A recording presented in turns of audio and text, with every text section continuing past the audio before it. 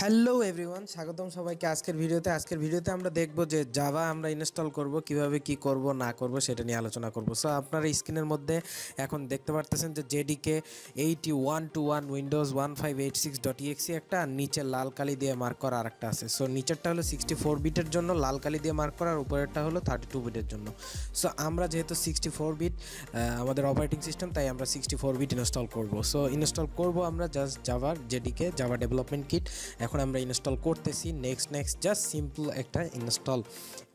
ওকে, so আমাদের install হচ্ছে। So ইনস্টলের ফাঁকে কিছু কথা বলে নেই। সো আমরা জাভা শুরু করার জন্য বিগিনারদের জন্য সবচেয়ে ভালো এবং খুব সুন্দর একটা সফটওয়্যার হলো doctor Java. So doctor Java দিয়ে আমরা কিন্তু দেখাবো। তারপরে আমরা আজকে পর্বে যতটুকু অংশ কভার করব সেটা হলো আপনার কমান্ড প্রম্পট দিয়ে আপনার জাভা কম্পাইলার কীভাবে রেকগনাইজ করার যায়, হ্যাঁ, সেটাও অ্যাকমপ্লিশ করবো ইনশাল্লাহ। সো জাভা ডেভেলপমেন্ট কিট আমরা 8 ইনস্টল করতেছি। অ্যাকচুয়ালি 8টাই সবচেয়ে ওয়াইডলি ইউজড হয়, যদিও অনেকগুলো নতুন এসেছে, তবু আমরা 8টাই শেখার জন্য এইটি ভালো, ঠিক আছে।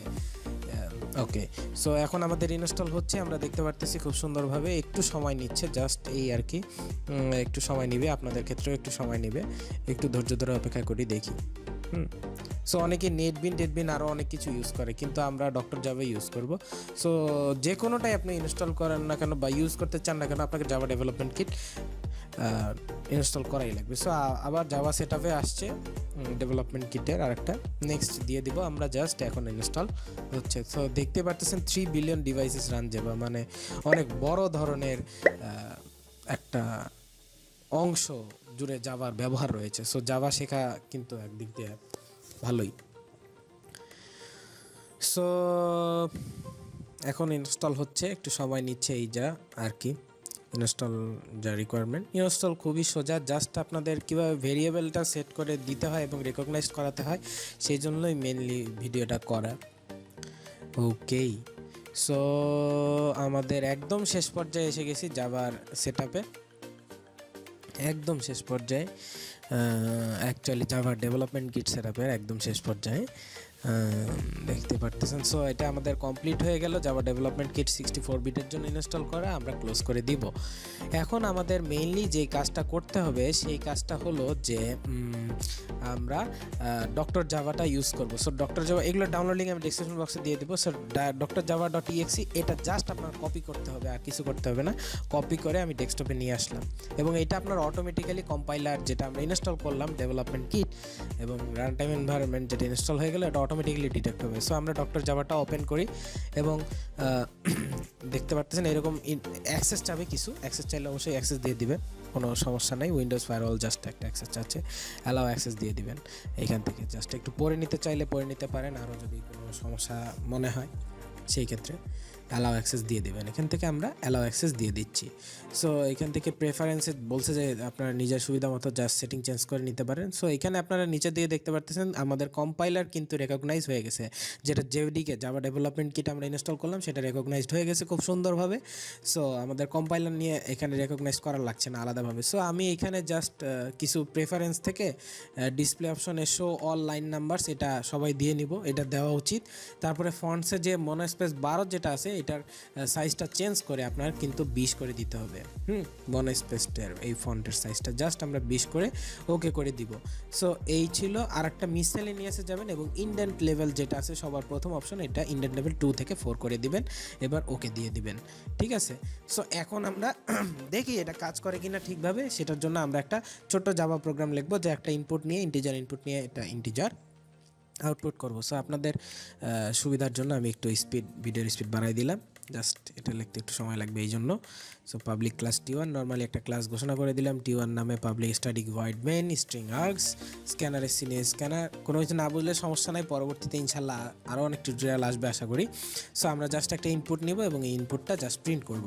সো দেখি কাজ করে কি না। আমরা এখানে জাস্ট সিম্পলি কম্পাইল দিব এবং সেভ করে নিব ডিজায়ার্ড লোকেশনে। সেভ করে নিলে আমাদের কম্পাইল দিলে একটা ক্লাস ফাইল ক্রিয়েট হবে এবং কম্পাইল হয়ে গেছে আমাদের। এবার রান দিব।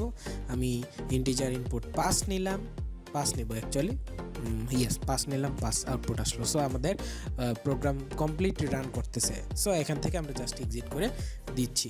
এখন আমাদের মেইন যে কাজটা হচ্ছে, আমি কমান্ড প্রম্পট দিয়ে জাভা কম্পাইলার রেকগনাইজড কীভাবে করে সেটা করবো। সো আমি নর্মালি কমান্ড প্রম্পটে এইভাবে উইন্ডোজ থেকে ওপেন করে জাভা সি লিখবো এবং ইন্টার চাপ দিলে এরকম দেখাচ্ছে যে javac is not recognised. So এটা রেকগনাইজড করার জন্য আপনাদের কিছু টিপস অ্যান্ড ট্রিক্স দেখাবো, যেটা দিয়ে আপনি এই fancy Java doctor Java compiler বাদ দিয়ে কীভাবে আপনি কমান্ড প্রম্পট দিয়ে রান করবেন। সো আমরা প্রোগ্রাম ফাইলসে চলে যাব। প্রোগ্রাম ফাইলসের পরে আপনি যেখানে জাভা ইনস্টল করা আছে ওইখানে চলে যাব, জেডিকেতে চলে যাব এবং জেডিকের পরে বিনে চলে যাব। সো আপনারা উপরে ডিজাইন লোকেশনটা দেখতেই পারতেছেন এবং এইখানে আপনারা খুঁজেন যে জাভা সি কোথায় আছে।